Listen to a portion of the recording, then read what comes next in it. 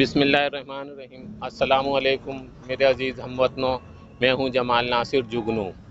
آپ نے بالکل ٹھیک پڑھا ہے، پاکستان کے بعد پاکستان کا نقشہ۔ اصل میں یہ عوام کے حشر کا نقشہ ہے جو میں بیان کرنا چاہتا ہوں کہ پاکستان کو جس طرح سے ہم نقصان پہنچانے اور ختم کرنے کی کوششوں میں لگے ہیں، عوام اور حکومت سمیت، ذمہ داروں سمیت، اس کے بعد کیا حشر ہوگا۔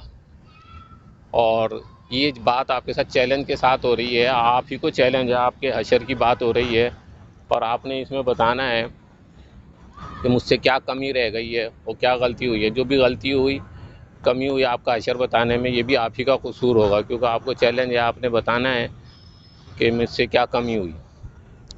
تو پھر شروع کرتے ہیں پاکستان کا نقشہ۔ پاکستان کو تقسیم کر لیتے ہیں کچھ حصوں میں، کچھ اداروں میں کرتے ہیں، کچھ علاقوں میں کرتے ہیں، صوبوں میں کرتے ہیں۔ تو پاکستان کو جتنی مشکلات کا سامنا ہے، شاید ہی کسی اور ملک کو اس طرح کی مشکلات کا سامنا ہو۔ 40 سال سے افغانستان میں جنگ ہوتی رہی، کسی افغانی کو یہ ضرورت نہیں پڑی کہ وہ اس کے بعد افغانستان کا اس جنگ میں کیا ہوگا۔ عراق ہو گیا، لیبیا ہو گیا، کسی کے نقشے کو کوئی مسئلہ نہیں ہے۔ نقشہ ہے تو وہ صرف پاکستان کا نقشہ ہے کہ پاکستان کے نقشے کو خطرہ ہی رہتا ہے، اور کافی ہے، کیونکہ پتہ نہیں ہمارے پڑوس کے ہمیں احساس ہے یا ہمیں کسی اور کا، ہمارا کوئی اور کوئی دشمن بھی ہے۔ ابھی ہم نے نقشہ تو اپنا کافی بدلی کر دیا۔ پہلے ہم نے آدھا ملک توڑ کے دیا، بنگلہ دیش بنا دیا۔ اس کے بعد ہم نے اپنا جو کشمیر کی طرف لداخ کا علاقہ تھا وہ بھی اب ہمارے پاس نہیں ہے، اس کا بھی ہم نے نقشہ بدل دیا۔ ابھی اسی نقشے کو ہم دیکھتے ہیں، لیکن نقشہ ہم نہیں بدلی کرتے، ہم آج نقشے کے بعد کی صورتحال کو دیکھیں گے کہ اس خطے کی کیا صورتحال ہوگی۔ اور میرے عزیز وطنوں، خطے کی صورتحال سے زیادہ عوام کا جو حشر ہوگا اس کو دیکھنے اور سمجھنے کی بات ہے۔ بلوچستان کے لیے دشمن کو کوئی راکٹ سائنس لگانے کی ضرورت نہیں ہے۔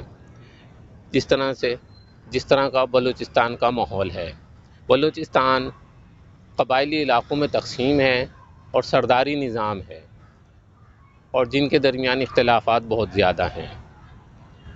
بلوچستان کے لیے دشمن کو ایک چنگاری کافی ہے، ایک واقعہ کافی ہے۔ جس طرح سے بھوسا جیسے ہوتا ہے، اس کو ایک چنگاری کافی ہوتی ہے، ایسی بھوسے جیسی حالت ہے بلوچستان کی۔ اس کی مثال ایسے ہی ہے کہ جنوبی افریقہ میں کالوں کے قبیلوں کو آپس میں ایسا لڑایا کہ ان کی اکثریت، ان کی تعداد اتنی کم ہو گئی کہ گوروں سے بھی کم ہو گئی، آپس میں مل کے بھی وہ پورے نہیں پڑ سکتے اس سے۔ وہی حال بلوچستان کا۔ بلوچستان میں دشمن کو کوئی بھی واقعہ نکال کے، کوئی بھی تاریخ نکال کے آپس میں ان کو اتنا لڑوایا جا سکتا ہے کہ یہ آپس میں ایک دوسرے کو مار کے ختم ہو جائیں گے۔ جو بچے گا وہ غلام بنے گا، یا جو بھاگ جائے تو بھاگ جائے۔ یہ صورت ہے۔ غربت ہے، غربت کی چکی میں لوگ پسیں گے، کیونکہ پہلے بھی غربت ہے اور ابھی بھی غربت ہی ہوگی، اور اب تو بڑھ جائے گی۔ بھوک افلاس، ہنر نہیں، تعلیم نہیں۔ ہنر سے تو بلوچ عوام دور بھاگتی ہے، تعلیم کو وہ ضروری نہیں سمجھتی ہے، بس گزارے لائق وہ عوام کا وہاں پہ کاروبار کرنے، کام کرنے کی عادت ہے، جیسے کہ ہمارے اور بھی علاقوں میں ہے۔ تو بلوچستان دشمن کے لیے بہت آسان ہے۔ اس کے بعد کیا ہوگا جب یہ سب آپس میں لڑیں گے، مریں گے، ختم ہو جائیں گے، تو دشمن کے لیے سارا سونا اس کا، چاندی اس کا، تانبا اس کا، اور بلوچوں کے لیے کیا بچے گا؟ جیسے یہ سونا ہے، یہ میری جیب میں آ گیا، اب بلوچوں کے لیے صرف اس میں چنگاری کافی ہے۔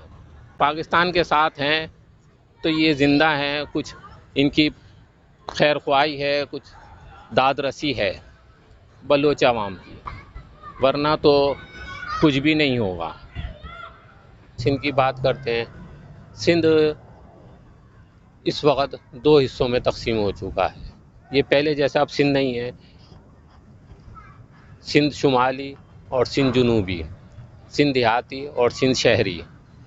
سندھ دیہات کی پہلے بات کر لیتے ہیں ہم۔ سندھ دیہات کا بھی وہی حال ہے جو پہلے پاکستان بننے سے پہلے تھا، کیونکہ سندھ میں اب پہلے جیسے وہ نہیں رہے، جو طالب مولا تھے، پیر صاحب تھے، اور جو سندھ کے لیے کچھ کرنا چاہتے تھے اور جنہوں نے دشمن کے ساتھ مقابلہ کیا۔ اب جو ہے تو سب سندھ میں ڈاکو ہیں، اور ڈاکوؤں کا کام تو صرف لوٹنا اور دوسروں کی غلامی کرنا، دشمن کی۔ تو پاکستان کے بعد سندھ کی عوام کا کیا ہوگا؟ تو جو حشر ہوگا اس کو دیکھتے ہیں۔ وہ غربت تو ہے، وہ اپنی جگہ قائم رہے گی اور بڑھ جائے گی، بیماریاں اور بڑھ جائیں گی، بے روزگاری اور بڑھ جائے گی۔ ابھی بھی پہلے سندھ میں گھروں میں جاتی ہیں عورتیں کام کرنے، ابھی جائیں گی، زیادہ جائیں گی، ماسی بنیں گی۔ قبرو جوان جو ہوگا اس کو مرشد سائیں منع کر دیں گے کہ اس سے کام کم مت کھاؤ، کیونکہ اس پہ جن آ جاتا ہے جب بھی وہ کام کرتا ہے۔ تو اب عزت خراب ہوتی ہے تو ڈاکوؤں کا کیا ہے؟ وہ ڈاکو پیسے دے دیں گے، کوئی بھی ہو، دشمن ہو کوئی بھی، وہ آگے پیسے پھینک دیں گے، منہ بند کر دیں گے۔ سڑک کے کنارے پڑے ہوں گے لوگ جیسے ابھی پڑے ہیں، اور کوئی چلتے پھرتے، کوئی جاتے عیاش لوگ پیسے پھینک جائیں گے، کچھ کھانے کو دے جائیں گے۔ تو وہ سندھ کے عوام کا حشر ہوگا۔ تعلیم تو ختم ہی ہو جائے گی۔ تعلیم تو جب انگریز کا دور تھا تو جب بھی نہیں تھی، کوئی ادارہ ایسا نہیں بنا تھا، یہ بس جنہوں نے سندھ مدرسہ اسلام بنا لیا تھا تو بنا لیا، یہ ایک ہی چیز بنی۔ اب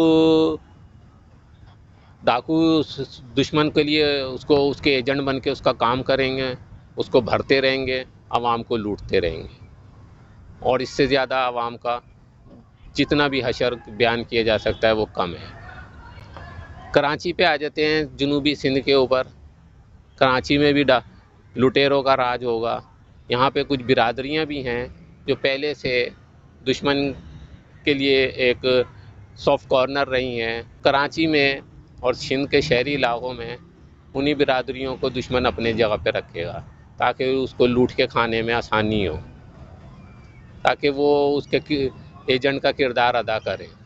اس کے علاوہ جو کراچی میں اردو بولنے والے ہیں ان کی نمائندگی کرتے ہیں، وہ بھی کوئی اچھے مسلمان نہیں ہیں، وہ بھی اس سے بھی نیچے درجے کے اوپر گلی کوچوں کے حساب سے دشمن کے لیے کام کریں گے، اور غربت و بے روزگاری بڑھے گی۔ کیونکہ سندھ کراچی میں تو کچھ اگتا تو ہے نہیں، جو لوگ کام کرے تو حقوق کی سیاست کریں گے، لوگوں کو لوٹ لوٹ کے حقوق کے نام پر دشمنوں کے آگے مال جمع کرائیں گے۔ یہ ان کا نیچے لیڈروں کا، یہاں کے حقوق کے لیڈروں کا کام ہوگا۔ ایک دفعہ ایسا ہوا کہ ایک تقریب میں مجھے سر سید احمد خان کے پوتے ملے، وہ مجھ سے بھی زیادہ بہت غریب تھے، تو مجھے بتانے لگے کہ وہ حقوق پارٹی کے دفتر چلے گئے، تو میری کوئی مدد کر دیں۔ تو ان سے بھی کہا گیا کہ پہلے کوئی حقوق دو تبھی تو تمہارے لیے کچھ کریں گے۔ تو اب آپ سمجھیں کہ حقوق والے کس طرح سے عوام کو لوٹ کے دشمن کے آگے مال جمع کرایا کریں گے، اور نگرانی رکھیں گے کہ یہاں سے کوئی دشمن کو تکلیف دے صورتحال پیدا نہ ہو۔ میرے عزیز ہم وطنوں، تو یہ ہوگا حشر سندھ شہری کا، کسی کے لیے کچھ نہیں بچے گا، کیونکہ سندھ میں کے شہری علاقوں میں تو کوئی اگتا نہیں ہے جو کہ عوام کو کوئی اپنا بو کے کھا سکے۔ اس کے بعد میرے عزیز ہم وطنوں، ہم اس کے اوپر آ جاتے ہیں صوبہ سرحد کے اوپر۔ صوبہ سرحد بھی ہمارا ایک کافی غریب علاقہ ہے، کوئی کاروبار نہیں ہے، ضرورت نہیں سمجھتے کچھ سیکھنے پڑھنے کی سندھیوں کی طرح سے، جس طرح ورنہ تو وہ مزدور کے اوپر ہی گزارا کرنے، اور مزدوری یہ ہے کہ تھوڑا سا مزدوری کو کر لیتے ہیں، خالی بیٹھنا ان کے اس میں نہیں ہے۔ مگر ایک جو عنصر سب سے زیادہ اہم ہے وہ ہے ان کا مذہبی رجحان۔ وہ لوگ زیادہ تر مذہبی ہیں، اور دیوبندی کہا جائے ان کو، میں کیوں اس بات کو چھپاؤں، سیدھی بات کروں کہ وہ دیوبندی ہیں زیادہ تر وہاں پہ۔ ان کے اوپر دہشت گردی کا الزام بہت آسانی سے لگا کے ان کو نقصان پہنچایا جا سکتا ہے، کیونکہ آپ افغانستان کی طرف دیکھیں تو وہاں پہ اکثریت جو تھی طالبان کی وہ دیوبندی نقطۂ نظر کی تھی، اور ان کو تو خیر پاکستان کی طرف سے کچھ نہ کوئی سپورٹ حاصل تھی، چندہ تو ملتا تھا جو اتنے 40 سال انہوں نے اس جنگ و جدل میں گزار لیے، لیکن صوبہ سرحد کی عوام کو کچھ نہیں ملے گا، وہاں سے کوئی ریزسٹنس نہیں ہو سکتی، وہاں جو کچھ ہے وہ سب دشمن کا ہوگا، اور وہاں بھی پاکستان سے پہلے کے دلال سر اٹھا لیں گے کہ یہ سب ہم کر کے دیتے ہیں، تو غلامی کی زنجیریں ان کے اس میں پڑ جائیں گی۔ میرے عزیز ہم وطنوں، تو یہ وہاں کی صورتحال ہوگی، وہاں پہ کوئی نہیں، غربت جو ہوتی ہے وہ انسان کو کہیں کا نہیں چھوڑتی ہے، گمراہ کر دیتی ہے، اور اب تو کافی وہاں پہ بھی فیشن بہت عام ہو گیا ہے، پہلے والی جیسی صورتحال نہیں ہے، جتنا ہم خبریں آسان سن رہے ہیں، میڈیا کو دیکھ رہے ہیں، وہاں پہ گمراہی بھی اسی تناسب سے، اسی اپنے زور سے بڑھ رہی ہے۔ پنجاب میں آ جائے، پاکستان کے بعد پنجاب کا کیا ہوگا، پنجاب کی عوام کا کیا حشر ہوگا، وہ بھی بڑی غور طلب ہے۔ جس طرح سے ہم دیکھتے ہیں کہ ایک صورت جو ہے وہ پاکستان نے قرضہ لے لے کے ملک چلایا حکومتوں نے، جس میں وردی والے ہوں، فوج ہو، چاہے جمہوری ہوں، چاہے کوئی بھی ہوں، ان لوگوں کے پاس کوئی منشور، کوئی طریقہ کچھ نہیں تھا، قرضہ ہی لیے جا رہے ہیں، قرضے کے بوجھ تلے دبائے جا رہے ہیں پاکستان کو، اور بہت ابتر اور بہت بری حالت کر کے رکھ دی ہے۔ اب پاکستان کو اگر ہم اس کا ختم کرتے ہیں تو اس کے قرضے کا کون ذمہ دار ہوگا؟ ہم کیا سمجھتے ہیں جو ہمیں قرضہ دے رہے تھے، اصول کی حق کی بات کری جائے گی، وہ کیا بے وقوف ہیں؟ ان کو کیا چوتیا سمجھا ہے؟ ان کو وہ کیا بے وقوف ہیں؟ ان کو کیا سمجھا ہے؟ یا کہ پاکستان کے جو ذمہ دار بنے ہوئے ہیں وہ بے وقوف ہیں؟ نہیں نہیں، میرے عزیز وطنو، جو قرضہ دے رہا ہے نا وہ ایسے تو نہیں چھوڑ دے گا، اس کا کوئی نہ کوئی وارث تو وہ بنائے گا نا، اور وہ وارث بنائے گا پنجاب کو، پنجاب اس قرضے کا وارث ہوگا۔ ابھی تو صورتحال یہ ہے کہ سب مل کے بھی پاکستان کا قرضہ نہیں اتار سکتے، آج پاکستان، پورا پاکستان قرضہ نہیں اتار سکتا تو اکیلا پنجاب کیسے اتارے گا؟ اتارے گا۔ ہم بدنام قوم ہیں، ہم تو وہ قوم ہے نا، ہمارے پہ الزام لگا ہوا ہے کہ ماں بہن بیٹی کا سودا کر دیتے ہیں، تو پھر کریں گے نا، کیوں نہیں کریں گے؟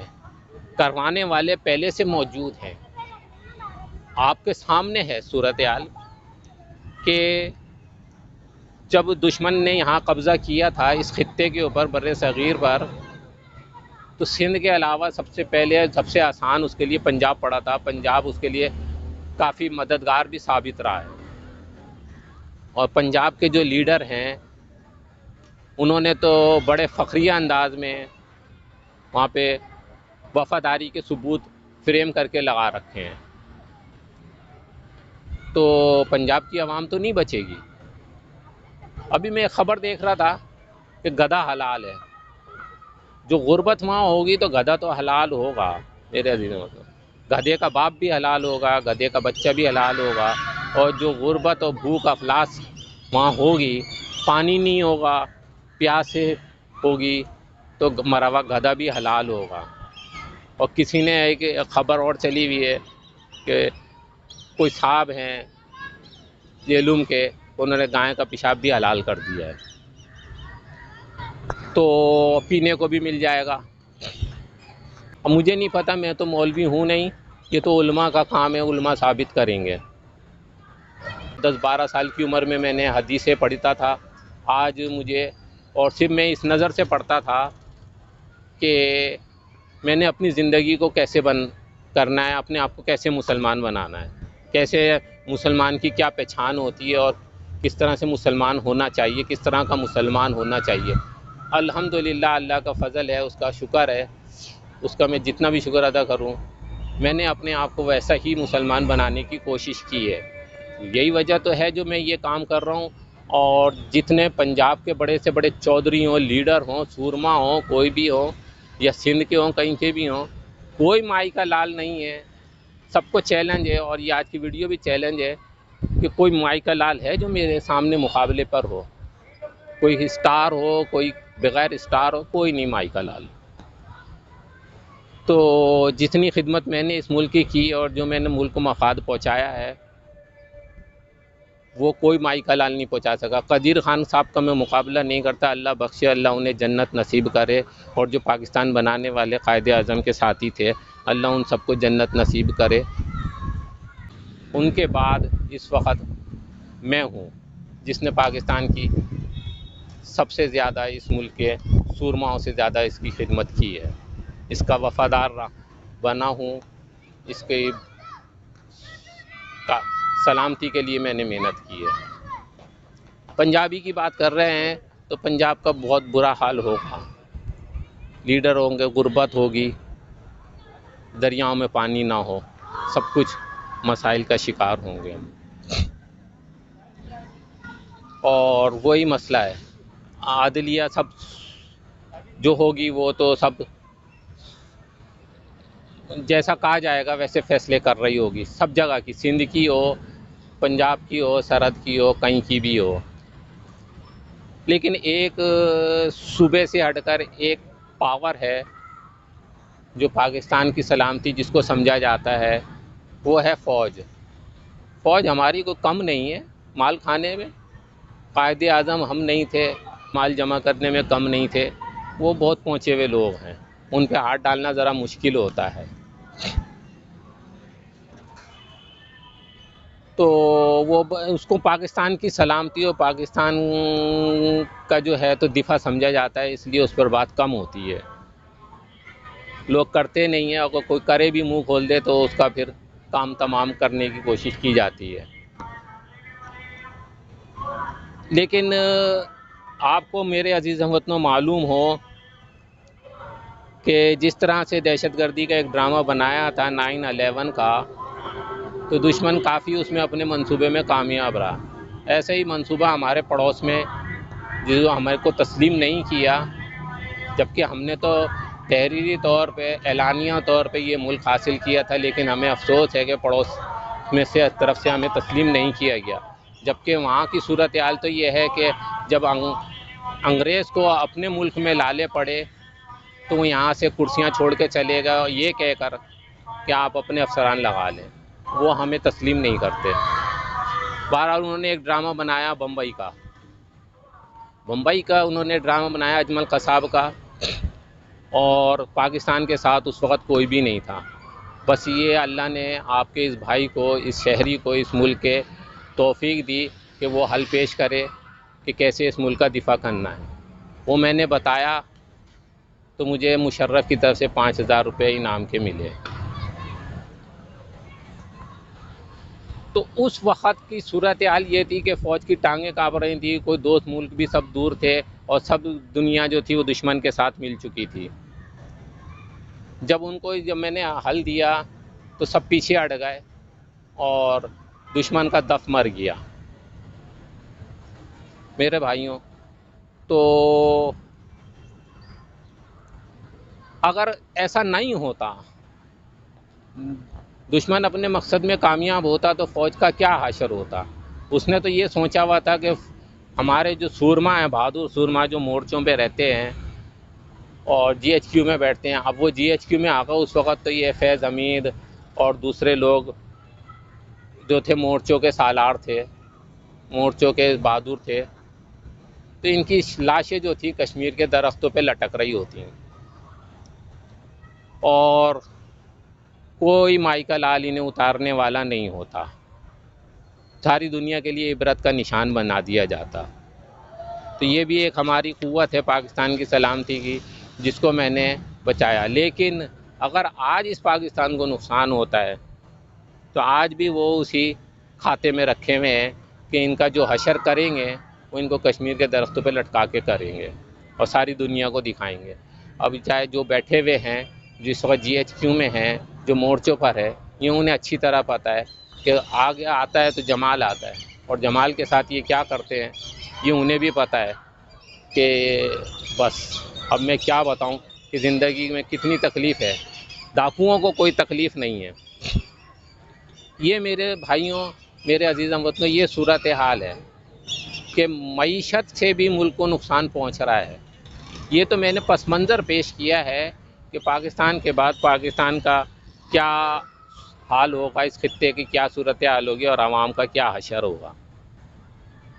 لیکن یہ سارے صورتحال پیدا ہو رہی ہے معیشت سے، دفاع سے نہیں ہو رہی ہے۔ دفاع تو ہم ایٹمی ملک ہیں، اتنا آسان نہیں کہ سامنے سے کوئی ہم سے آ کے ٹکر لے، لیکن ہم اندر سے مار کھا رہے ہیں، نااہلیت سے مار کھا رہے ہیں، نااہل لوگوں کی صلاحیت سے مار کھا رہے ہیں۔ ہمارے اندر حوصلہ نہیں ہے کسی صلاحیت کو دیکھنے کا۔ کرائے کا ہم کوئی ایجنٹ منگا لیں اور اس سے مسائل حل کر لیں، کوئی IMF کا دلال آ جائے، کبھی اس کو خزانے میں لگائیں، کبھی اس کو وزارت عظمیٰ پہ لگائیں شوکت عزیز کی طرح سے، یا خود ہی فوج آ کے بیٹھ جائے۔ کچھ نہیں ہے، ایک دلدل ہے جس میں دھستے چلے جا رہے ہیں، اور جس میں جتنا ہاتھ پاؤں مارو اناڑی کا کام ہوتا ہے وہ اتنا جلدی اس میں دھستا ہے۔ آج نہیں تو کل سیاسی لیڈروں سے جو بیٹھے ہوئے ہیں، جو اس کے مخالفت میں بیٹھے ہوئے ہیں، منشور کوئی نہیں ہے، حل کوئی نہیں ہے۔ آج نہیں تو کل کڑوے سودے، مہنگے سودے، ملک بیچ کے کرو۔ آج نہیں تو کل نہیں تو پرسوں اس ملک کا حشر کرنے میں وہ کم نہیں ہے۔ تھوڑا سا لیٹ ہو جائے گا، ملک بیچ کے کیا کریں گے بھائی؟ جب اتنے عرصے میں آپ کچھ نہیں کر پا رہے تو اب کیا کریں گے؟ ملک بیچ کے بھی کون سی چیز کو بیچیں گے، کس کو بیچیں گے؟ آخری میں تو پھر وہی آتے ہیں نا کہ بہن بیٹی کا سودا کرتے ہیں۔ اور اب تو میں آپ کو کیا بتاؤں، فوج میں بھی اب تو بہنیں بیٹیاں بھرتی ہو گئی ہیں، خالہ بھی بھرتی ہو گئی اور شاید نانی بھی بھرتی ہو گئی۔ تو جو حشر ہوگا، جو المیہ بنے گا، اس میں جو زیادتی ہوگی، تو یہ فوج ہماری کس کو منہ دکھائے گی؟ یہ تو درخت میں لٹک رہی ہوگی، منہ تو قوم دکھائے گی شرمندگی کا۔ یہ سوچنے سمجھنے کی بات ہے میرے عزیز وطنوں۔ مشکل فیصلے وہ نہ کریں جو اناڑی ہیں۔ گزارا جتنا کرنے کی کوشش کریں گے، مشکل فیصلہ ہو یا کہ کوئی باہر سے درآمد شدہ وزیر اعظم ہو، یا الیکشن کی بات کی جائے، وہ آدمی کرے جو آپ پہلے کچھ نہیں کر کے دے سکا، وہ اب کیا کر کے دے گا۔ یہ ہے، اور ملک کو نقصان پہنچانے کا، بچانے کا طریقہ نہیں ہے۔ مشکل فیصلے بھی وہ کرے جو ملک کے لیے کچھ کر سکتا ہے، تاکہ وہ بچانے کی طرف، ملک کو ترقی دینے کی طرف، عوام کا حشر نشر ہونے سے ملک بچا سکے۔ وہ لوگ ایسی کوشش کریں گے جو پہلے بھی کچھ نہیں کر سکے، تو وہ آئندہ بھی کچھ نہیں کر سکتے۔ ٹائم پاس کریں گے اور وہ بچانے والے کے لیے ایک دلدل میں مزید دھسا کے رکھ دیں گے تاکہ وہ بھی کچھ نہ کر سکے۔ تو حوصلے کی ضرورت ہے۔ میں آپ کو بتاؤں، میں اس کا حل وہ نہیں دوں گا ملک کو بچانے کے لیے جس کے بعد اور گنجائش ختم ہو جائے ملک بچانے کی، کیونکہ جن کو کچھ نہیں آتا وہ کچھ نہیں کر سکتے، ان کے لیے ہر حل بیکار ہے۔ مرغی اپنی جان سے گئی، کھانے والوں کو مزہ نہیں آیا، وہ والی صورتحال ہے۔ میں نے افغانستان کے لیے کہا تھا ایک دفعہ کہ مجھے وزیر اعظم رکھ لو کچھ، تو انہوں نے کچھ بھی رکھنے کی کوشش نہیں کی۔ سال گزر گیا، اسلام کی بدنامی کے سوا اور کچھ حاصل نہیں ہوا کہ مسلمانوں کو بس مقابلہ کرنا ہے، گولی چلانی آتی ہے، ملک چلانا نہیں آتا۔ المیہ ہے ہمارے لیے۔ اگر وہ رکھتے، اور یہاں پہ جو ہمارے باجوہ صاحب تھے وہ اگر کوشش کرتے تو دو ملک ایک جان ہو جاتے ہیں، مگر نہیں، کیونکہ بھکاری بھیک مانگنے کی عادت تھی۔ افسوس کے ساتھ کہنا پڑ رہا ہے کہ جو عادت، جو نفسیات ہمارے پنڈی اسلام آباد والوں کی ہو چکی ہے، انہوں نے وہی نفسیات والا کام کیا کہ ہر آئے گئے کو یہ کہا گیا کہ طالبان کو مت دیکھو، افغان عوام کو دیکھو، کچھ بھیک دے دو، کوئی امداد کر دو۔ میرے بھائیوں، کتنی بھی ہم پاکستان کے لیے اب امداد مانگ لیں، ہمارا گزارا نہیں ہے۔ وہ لوگ نہیں کر سکتے جو پہلے ناکام چلے آ رہے ہیں، جو قرضے کے اوپر ہی اور ڈالر چگنی مافیا کے لیے دانے ڈالتے رہے تھالی میں، جیسے میں پہلے بتایا تھا وہ ایک عرصہ اس میں سال 6 مہینے اور کوئی گزار لیں گے، لیکن بچانے والے کے لیے کچھ نہیں چھوڑیں گے۔